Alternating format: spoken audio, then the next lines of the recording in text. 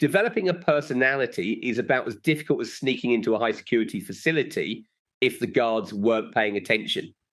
It's surprisingly easy. Think about how effortless it was when you were a kid. Your entire personality could be summed up by your obsession with dinosaurs, your ability to name every Pokemon, and your talent at solving Rubik's Cubes. That was just how things worked.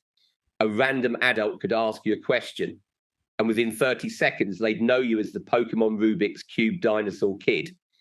But now, for some reason, you feel like you don't stand out. When you hit the 82nd time of not being able to name a single hobby or interest when someone asks, you might start to wonder if you even have one.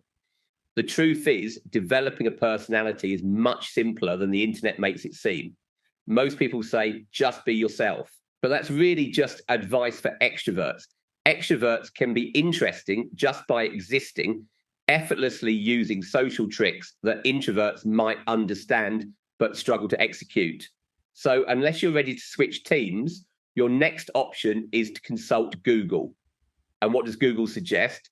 Personality quizzes, self-help books, and an oddly high number of ads for pottery classes. But here's the thing, having a memorable personality isn't about collecting a bunch of random activities. It's about being identifiable. Think of that kid in school who could rattle off shark facts like an encyclopedia, or the person who dressed exclusively in vintage clothes and only listened to cassette tapes. Even famous people, the more distinct and recognizable traits they have, the more we associate them with having a strong personality.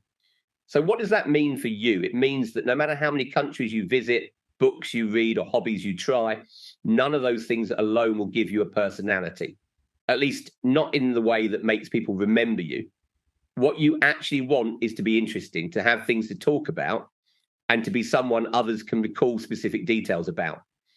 And there's a really simple way to do that. It's called the spike method.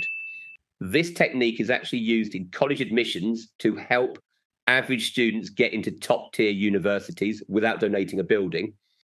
Let's say you like cleaning. Yeah, I know, just roll with it.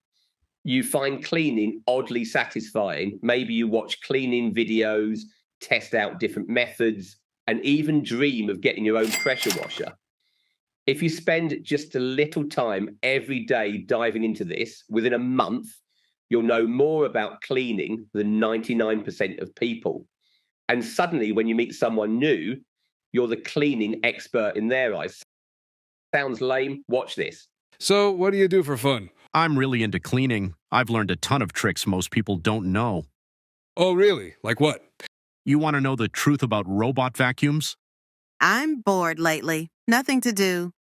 I can bring my pressure washer over and we can blast the grime off your driveway. Wait, that actually sounds kind of fun.